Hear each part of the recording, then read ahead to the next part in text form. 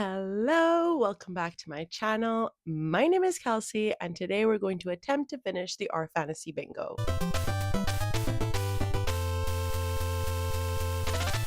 As of when this video was being filmed, I had 4 prompts left on the Our Fantasy Bingo to complete. We had published in the 80s, and for that I want to read Dawn by Octavia E. Butler. High Fashion, which is to read a character where the making of clothing is central to this character's perspective, and for that I will be reading Paladin's Grace by T. Kingfisher. The next prompt is epistolary, so this is where the book is written entirely in like the epistolary format, and for that I want to read Piranesi by Susanna Clark. And then finally, the last prompt I had left was small press, and this is obviously to read a smaller press or an independently published book, and for that I want to read Never Die by Rob J. Hayes. So I will be taking you back to the beginning of this vlog where I attempt to complete this challenge in 1 week, and we'll come back at the end to see if I did.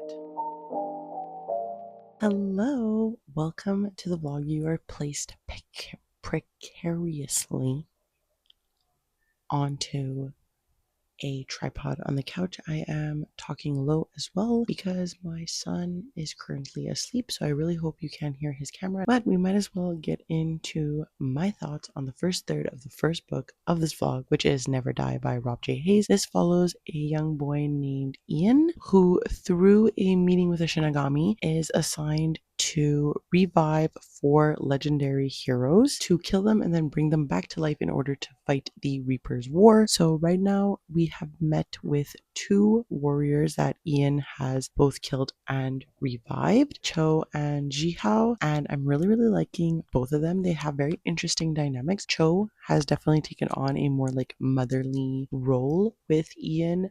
She lives to serve and she lives to protect him, and that is her main goal, while Jihao is definitely more sarcastic, definitely more brooding. He doesn't want to be a part of this. He doesn't understand why he has to be a part of this. So he's more like a comic relief type of character. This is not the first independently published book I've ever read. Oh, by the way, I'm reading this for the independently published prompt on the Our Fantasy Bingo board, and this is not the first independently published book I've ever read, but it's definitely like one of the best. I'm really enjoying it. I got this from my friend Danny over at Current Chapter. She gave this to me because she thought that I would like it, and having not really dived a lot into independently published books, this I think won a Spiffbo, so I really wanted to read it, see what all the hype is about, and so far I'm definitely understanding it and enjoying it. The writing is really good, really engaging, but I think Rob J. Hayes' like main strong point right now is definitely the characters over the plot. I will say that the plot is a little bit confusing, but I think it is because of this like resurrection magic that's happening, and also the multiple names that the characters are given. They have like their hero name and then the like normal name that they are born with. That's what's confusing right now, but I think I'm getting more and more into it as the story is progressing. So I'm going to continue listening to this. We have 4 days to complete this vlog, and we are on day 1. So we have to read 4 books in 4 days. Honey, you've got a big storm coming.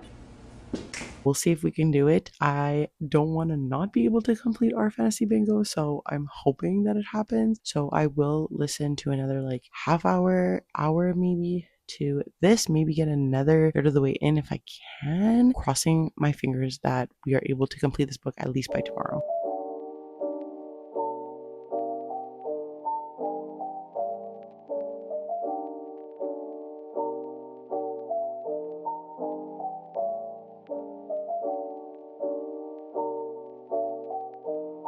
Hello, hopefully my microphone is okay over here, glazing upon my zipper, but I wanted to talk to you quickly because we are running out of time. It is now March 29th, and I still am on the first book for this vlog. We have until April 1st. I don't know if it's inclusive of April 1st, but I will be including April 1st just to give myself more time. So we have the last third of this to read tonight, and then I'm definitely immediately starting another book tonight. So let's talk about the second third of Never Die, which I'm still really enjoying. We have now obtained all of the legendary heroes that Ian needs in order to take down the king, and they are moving towards the king but being chased down by the Shinigami, who turned Ian into this like death kid, and the yokai that are chasing them. Now you might be wondering, Rob J. Hayes, is he a white man? Yes. So I don't want to speak on like the culture that's being used in here. Obviously, it's very bro dude to like love Japan and like write about Japanese inspiration. So I just want to like acknowledge that while also acknowledging that I think Robert J. Hayes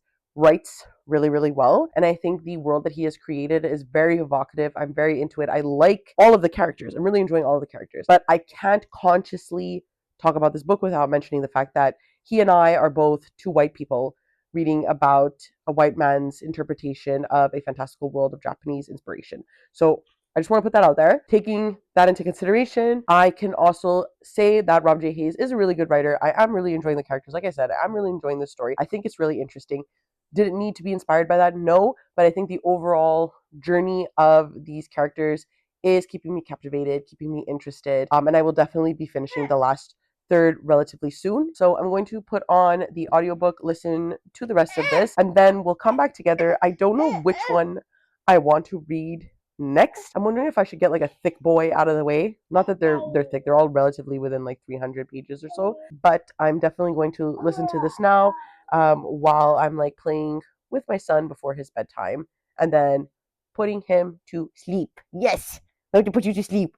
So I'll talk to you after. Hello, so I'm coming to you hot off the presses. Just finished Never Die by Rob J. Hayes. It is the 30th of March. Am I behind? Yes. But last night, I was falling asleep on the couch. Could that be because of Never Die? Maybe. Could it be because I went to the Cabana Sook and then a hockey game? Most likely. But I had heard really, really great things about this book from the fact that it was nominated in like the Spiffbo Awards, and a lot of people said like this is literature. So I was like, okay, I'm interested. I'm here for it. I always want to read more independently published books, more like smaller press books. So reading from a renowned self-published book was really interesting to me, and I'm really, really happy that I did, because I definitely think that it lived up to the expectations that I had. The plot was really, really engaging. It kept the novel interesting. I was totally into what was happening. The ending was shocking. I was flabbergasted. And a lot of this is due to the fact that I think Rob J. Hayes writes really, really interesting characters. They all felt extremely distinct from one another, even though I was a little bit confused in the beginning because they have like two names. But once you like get over that and understand which character is which, they're all really distinct. They all have really different motivations for helping Ian and joining in on the journey. And I found it to be really heartfelt at moments as well, especially with the character named Cho. I just thought their journey was really well done. I will say, however, that I think the world building in this book is the largest negative for me. And I think there's two reasons for that. Primarily, I would say that there was a lot of like mischievousness going on that added, I think, to a lot of convenient plot endings for certain characters. And I had to look up some theories and explanations to really understand or grasp the like twist at the end. Even though it really shocked me, I needed to understand how it made sense in the world that Rob J. Hayes had created. And another part of this confusion, I think, is what I was mentioning in the previous clip. A lot of the mischievousness going on comes in the fact that Shinigami are in this, yokai. So a lot of like Japanese, Chinese myths,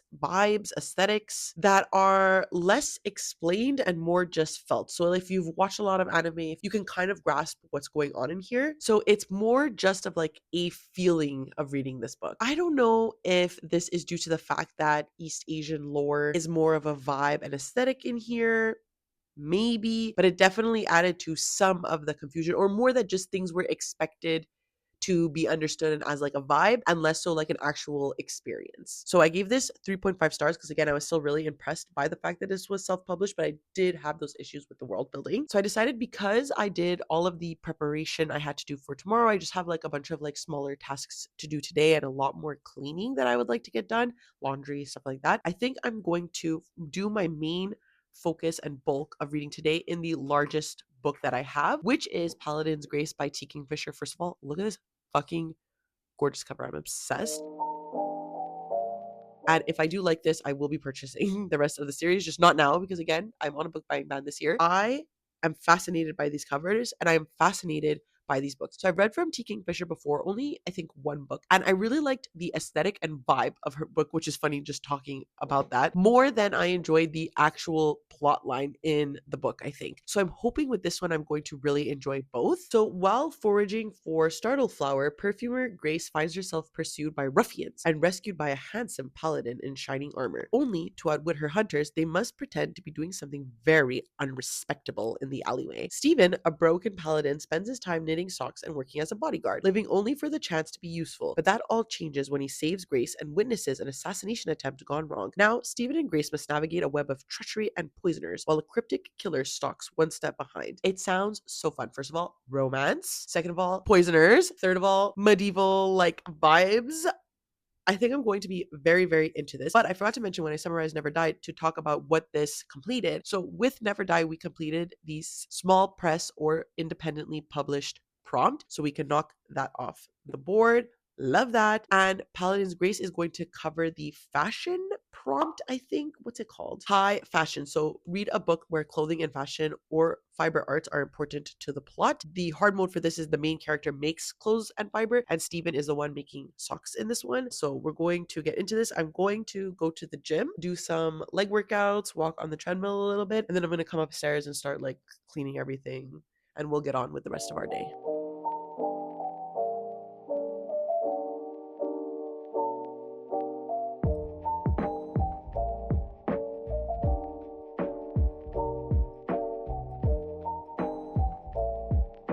Hello, today is the ugliest day of the year. It is pouring rain outside, so I stayed home from work because I have a big day. I'm in a test this day. I wanted to update you because, first of all, things are going poorly for this vlog. I am only 150 pages into Paladin's Grace, which is only the second book for this vlog. We're pushing the Our Fantasy Bingo a little bit this week. I think tomorrow what I'm going to do is record my quarterly wrap up. So that way I can include what actually needs to be included in that wrap up and then focus more on these books just for fun for the vlog instead of like actually actively trying to like rush and make it to tomorrow, which is not going to happen because I still have 2 books and a half to get to. So I think that that's going to be the chillest way I could do things. And then I can focus on, just for you guys' sake to know, I have 100 pages left in the second to last book of the Wheel of Time series. And I said that I had to finish these books in the first quarter of the year. If I can finish this by the end of today, so by tonight, I think I have like an hour on audio listening, that speed I listen to. I can then just say that I started The Gathering Storm, which is the last book, and then I'm good. I can finish that. It's funny because I think I'm going to end up unhauling all of them. I hated this series. I think I'm just going to keep the first book because genuinely I had a great time with the first book. I gave it 4 stars. I really was excited. I think also for my journey of the Wheel of Time, and it's just soured. I might make a video talking about it. So if you would like to know my final thoughts before I like unhaul everything and what I thought about this series, I could make a video. I don't know how substantial it's going to be. And I'm like a little bit terrified also to post it because I feel like every time I post my feelings on one of the books, like someone that I know either from work or from school or whatever is like, no, wait, hold on, it's great. And I'm like, every time I'm miserable. Before I have to jump in to my test, I want to talk about the first 150 pages of Paladin's Grace. So I read a bit more than a third last night because I'm loving it. This is just genuinely so cute, so fun. I love the 2 main characters, Grace and Stephen. I think they are both really interesting characters. So Stephen is a paladin whose god has fallen from Grace and abandoned all of them. So they're a bit worried that they're going to like go berserk, which I was like, is this an Eminem song? Like, what's happening over here? But essentially, they could one day just like explode and like be violent, and they don't have their god to like rein them in and return them. So he's like very terrified that this is going to happen. And Grace is a perfumer, and she is currently working on creating these like scents for this visiting prince. Obviously I don't care about the actual plot, I just care about like them falling in love. They witness a murder occur, and right now Stephen is working together with Grace's friend Marguerite, who is a spy, to figure out what murders are going on, what are the assassinations, are they there to assassinate the prince and the bishop. There's a whole like backstory to their romance. But I just really like them as main characters. First of all, I think Stephen is so sweet. He is obviously like a man of honor, and he's really struggling with this idea that he could one day be violent. What calms him down is knitting socks, which I think obviously is so cute. And Grace is also just a very like awkward and sweet character, and we're getting flashbacks that Grace had a very terrible previous marriage. And obviously without going too much into like detail and backstory of my life, but I did have a previously like very horrible manipulative relationship, and I'm identifying with Grace because obviously she struggles with like understanding what's real and what's not, and understanding like what Steven's intentions are. I do definitely plan to continue it today. I'll probably update you, but I don't know how frequently I'll be able to do that just because I'm in focus groups all day. So I'm going to focus on that. At least I know that at least for lunchtime I have about 2 hours in between my 2 focus groups, so I will definitely be able to listen to whatever I need today. And then because I'm not like actively trying to finish these books right now, I can tonight probably finish this, and like that would be like my real goal for today, not for this vlog, like you guys don't care, but it would be nice to do so. So that's the plan. I will update you whenever.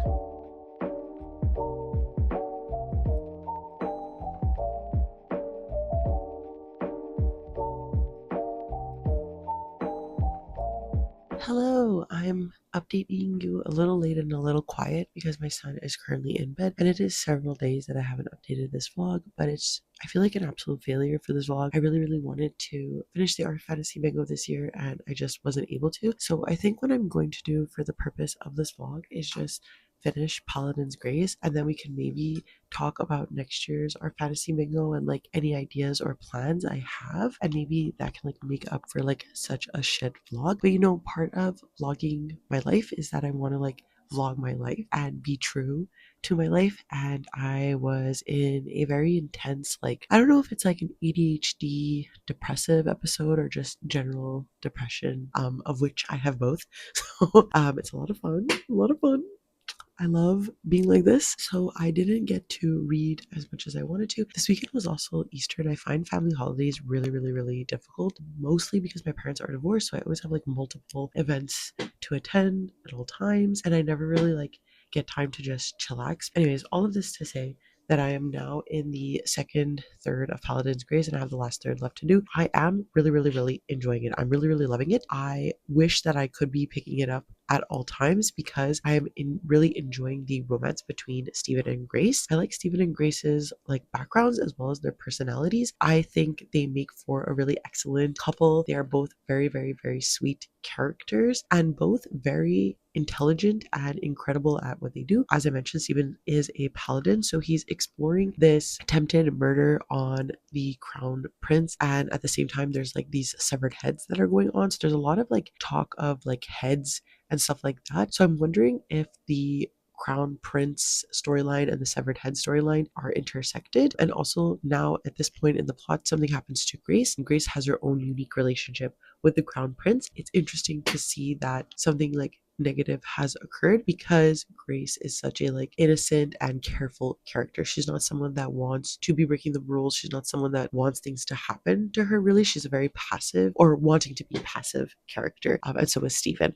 I'm reading this for the clothing prompt, right? So a lot of what Stephen is knitting with socks, he's knitting to comfort himself, which I find really charming. I find that really cute as well. It's something that he does to calm himself because, as I mentioned previously, he is very, very fearful that he will go berserk now that he has no god to control him. He's very scared of like harming those around him. So in order to like calm his nerves and calm himself, he knits these socks. And she is a perfume master. And what I like is that they're both able to like create things. And I find it to be a very like beautiful symbolism, I guess, of like their or what will be their relationship. So I'm really liking this. I'm struggling now that I've made that decision to like not finish the other books, but I think it will really just give me an ease of mind. And since the art fantasy bingo ended literally 7 days ago, I don't even feel like who the fuck cares, you know? So I think what I'm going to do tomorrow while I'm working, I'm going to focus on like finishing this last third, and then we can like look at what is going to be in the art fantasy bingo this next year. So the art fantasy bingo always starts from April 1st to April 1st or April 2nd to April 1st, whatever. I'm going to be looking at that, see if we can make a tentative TBR for now, and then hopefully maybe the books that I have on this TBR fit for that. And I hope that you're not too disappointed in me. Okay, bye.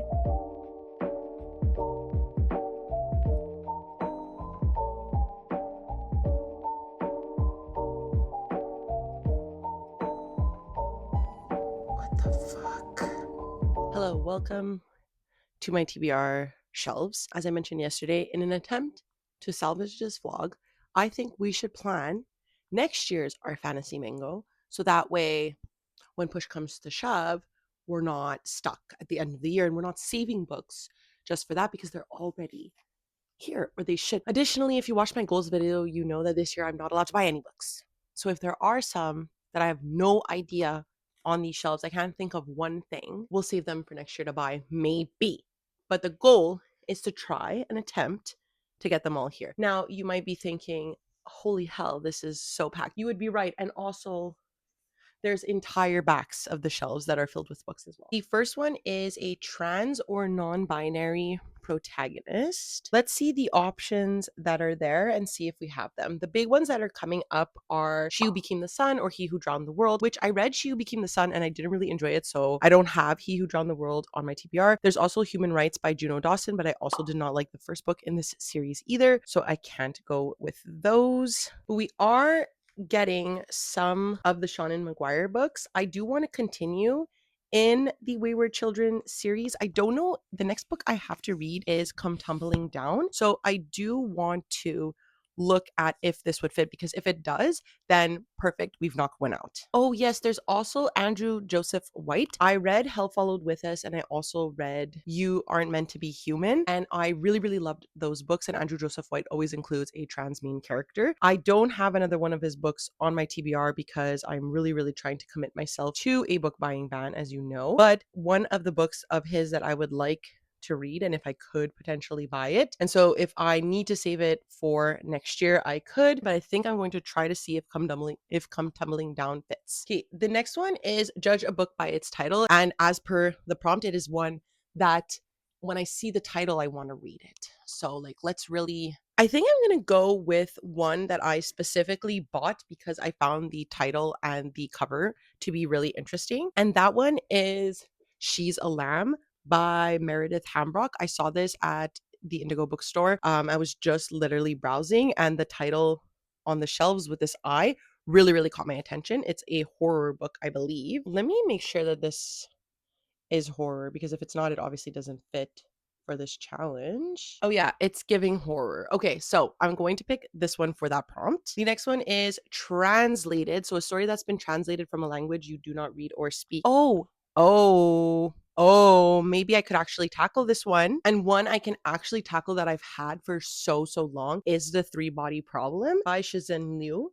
And this is translated by Ken Liu. And I've heard nothing but really great things about this book. I've heard that it's complicated. It's very intense sci-fi, but it does intrigue me a lot. And the people who do love this book really fuck with it. So I think that I would like to give this a shot. So I think I'm going to use this one for the translation prompt. Next, we have small press or self-published. I don't really know if I have any that fall under that currently. Kelsey, confirm if Between Two Fires is self-published, because if it is, I already have plans to read this year. The next prompt is unusual transportation, and for that one I actually already have plans. I'm going to be picking up The Hitchhiker's Guide to the Galaxy by Douglas Adams, and I know that the train in here or something is unusual, so I will definitely be getting to this one because I already have plans to read it this year. Next, we have The Afterlife. So this is a story that deals with the realm of the dead. I feel like a lot of things on my TBR, especially the horror, is playing with the dead. Here we have Monstrilio, which is about a woman who struggles to deal with the death of her son and raises this little piece of his body that turns into this mythical creature. We have The Witness for the Dead. This is by Catherine Addison. It is a second book in a connected series of standalones, one of which I read in 2024 for the Our Fantasy Bingo, so I could potentially hit that one. I Was a Teenage Slasher. I think given the name, it obviously is attempting to deal with death and whatnot. So I think I have quite a bit of selections here that I could really get into. So I'm not too worried about that prompt. Game Changer is a story that features a competition. Off the top of my head, I can't really think of one. Let's look at what are the options. Oh my god, I'm so silly. I could definitely tackle the Dungeon Anarchist cookbook by Matt Dinneman, which is the third book, I think, in the Dungeon Crawler Carl's series, so I can continue it. I love these books. I love listening to them when I'm going on walks. The weather is getting nice, so this is probably going to be tackled pretty soon. So yeah, definitely counting this. Oh my god. Next we have Vacation Spot, which is a story that takes place somewhere you would want to visit. Maybe Piranesi might work for this. Maybe one of my Brandon Sandersons might work for this. I would love to be in those worlds. Definitely not any of my horrors, I will say. So yeah, I think similarly, I have some options here. The Percy Jackson universe as well is ours, but as demigods, that could be fun. I'm definitely going to be reading those, so that's really easy. 5 short stories. Read any 5 speculative fiction short stories. I have an idea for this. I got the Aardvark book box collection of One Bad Night and Other Stories by the authors that they have published in the past. And I've been really, really wanting to read it. I don't really think about it often, but I think tackling it with this prompt will give me the push to finally read this. Older protagonist, story featuring a character who's at least 50 years old. I already checked this one out because I needed some help with that. And I saw that The Midwich Cuckoos by John Wyndham fits for this. John Wyndham is one of my like favorite classic sci-fi writers. I just love his concepts. I love his books. I love his writing. The Chrysalids is one of my like absolute favorite books. I really, really like that. I don't talk about it enough because I feel guilty that I haven't read a lot of the John Wyndham that's on my TBR. I saw that this one has a main character who's at least in their 50s, but it's surrounding like a village of women who all stumble upon being pregnant one night, and they are all born to look exactly the same. So there's obviously like some sort of alien infiltration. I think this one fits. I'm going to recheck, but this is the one that I've like pretty much set on reading for this prompt. Duology part 1 is to read the first book in a duology. I was really struggling with this the other day because the books that I thought I had that were duologies were not. No, I don't think I have. Wait a second. One of the prompts is duology part 2. For that, I definitely could read Ashes and the Star-Cursed King as finishing a duology. And then I think The Songbird and the Heart of Stone is also a duology by Carissa Broadbent because they're all part of like a world series, but not necessarily the same series. Okay, so it is the first book in a duology, and this is the last book in a duology, but they are both in the same series. Let me know if you guys would count this because I'm thinking I might count this. I was obsessed with Carissa Broadbent, so I would really like to continue in this world. Let me know because that could be fun. Never mind. The rules say you can't use the same author twice. The next prompt after that is fantasy book club or read along book. It's in the kitchen right now, but I always use the Wheel of Time series for this prompt because I end up reading at least one Wheel of Time book since I started doing the Our Fantasy Bingo, and all of them are part of the Our Fantasy Book Club situation. So it's basically to tackle any past or active Our Fantasy Book Clubs, and usually all the Robert Jordan books are there. So I will be including the last one that I'm reading in the month of April, The Memory of Light, which is the last book in the Wheel of Time series. I can't wait to be done, but I'm definitely going to add that. It's always the first one I get done because I'm always reading a Robert Jordan book. Published in 2026 is really, really fun because I can obviously read any book that I'm getting this year. So all of my pre-orders pretty much can fall for that. So I'm not going to get into them here because I'm just going to be reading them throughout the year. So I'm obviously going to tackle this. Explorers or Rangers. Story features an explorer character who travels to and investigates an unfamiliar region. Could the Everlasting fit for this? Because it has to be a character who travels to and investigates an unfamiliar region. And the Everlasting is about a character who goes back in time. I think any of like my sci-fis possibly work. I think a lot of like my fantasies or sci-fis are probably working. After that is one word title. The story has a one word title. So the hard mode is that the title is not a proper noun, so no names of people or places. Obviously, the first one I'm thinking of is Piranesi, but this is the name of the main character. To hit the hard mode, maybe I could read Dawn. This is about a futuristic society who's being held captive by this like alien species as like the earth has sort of exploded in like, I think it was a nuclear holocaust or whatever. This could be really interesting. Dawn, one word. I think that's pretty much settled. So I can hit the hard mode for that. Non-human protagonist. The story features a main character who is not a human, and there are no human POVs in the story. We could do Murderbot.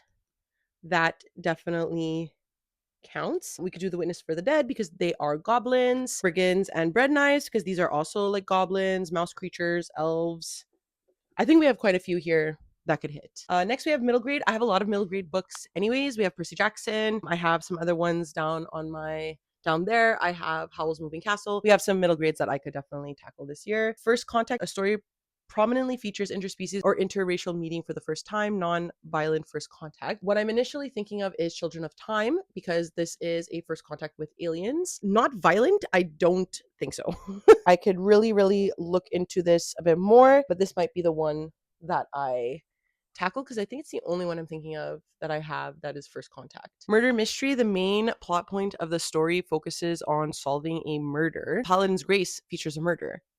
And I just read that. I didn't technically complete it for Our Fantasy Bingo, but I feel like that's cheating a little bit because I didn't necessarily get it for that. So I don't know if I have any murder mysteries. I don't know if the Southern Book Club's Guide to Slaying Vampires is a murder mystery, but it might be. I Was a Teenage Slasher. We have Don't Fear the Reaper. Those are horror books that could definitely fit into that, I think. Cat Squasher, read a book over 500 pages in length. I think any of my Brandon Sandersons count for that. I definitely want to tackle, where is it? Wind and Truth is right there. It's like over 1,000 pages. So that can definitely count, but pretty much all of my fantasies tend to be over 500 pages. So we'll probably hit that. Food or meal is a significance to the story's plot. I have Girl Dinner somewhere from Olivia Blake. Here it is. So I think I'm just going to use that for that. Published in the 70s, I have The Dispossessed by Ursula K. Le Guin. I've been wanting to read more. Maybe I'll do a classic sound. Whoa. I just had an idea. Maybe I could do a classic sci-fi fantasy type of a vlog with this one with John Wyndham. Ooh, that might be something interesting I can do to tackle all of these. I've read from Ursula K. Le Guin before. I like her work, some more than others, so I want to see if this falls into the really like or really dislike, but I think she was doing a lot for the time, and I think she's like a badass bitch, and I want to support her. Politics and court intrigue. Politics are central to the story plot. This covers everything from royalty, elections, wars.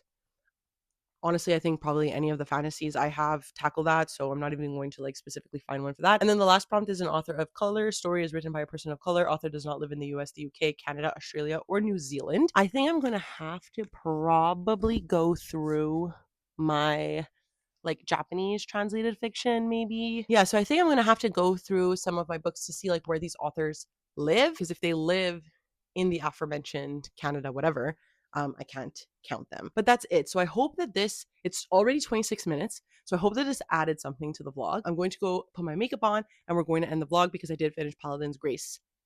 See ya. Welcome back. Obviously, I am a failure. I know it is like a conglomerate of situational aspects in my life that made me fail this vlog, but I am a Capricorn and therefore I have a lot of trouble with failing and failure. And so I'm not handling this very well, even though it is so arbitrary and so dumb because it's just a Reddit fantasy challenge.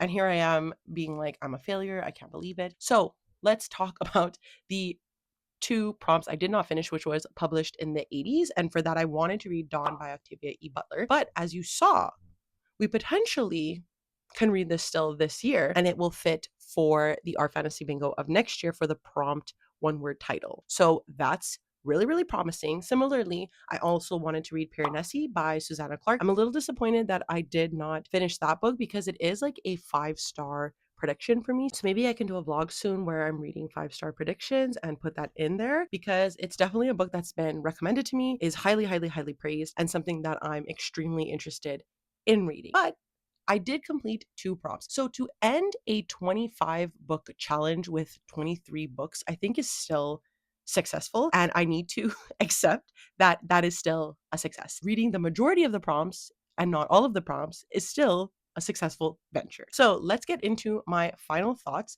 for Paladin's Grace by T. Kingfisher because I really, really, really, really enjoyed this. This is the type of romantasy that I am looking for. He's a big bro who smells like cinnamon and knits socks. Like, hello, he seems so cute. I've heard so many things about Kingfisher's writing and how it really appeals to people, but I think that this is the first instance for myself where I found Kingfisher's writing to really work. Grace and Stephen, as characters separate from the romance, had really great backstories on their own. Particularly, I loved Stephen's Paladin story and the difficulties that he deals with throughout the novel based on that. I also really had a soft spot for Grace's story for personal reasons that I did not want to get into, but I have experienced something similar to Grace. So I found their love to be really, really cute because Stephen is someone that I obviously enjoy as a like potential romantic partner. And albeit their romance was fast, but I think it was sort of understandable given like the circumstances that were surrounding them. Kingfisher's prose in general was really funny. I found myself really humored by the situations that Grace and Stephen found themselves in addition to the surrounding characters around them who were also really funny. My one minor complaint is that I found the like mystery plot to feel slightly ridiculous, and I don't really feel like it was necessary to the romance between Grace and Stephen, but I do understand that it's necessary in tying all of the books together, so I don't think it will bother me as much or feel as out of place as I continue with the series. Obviously, I will only be buying the books next year,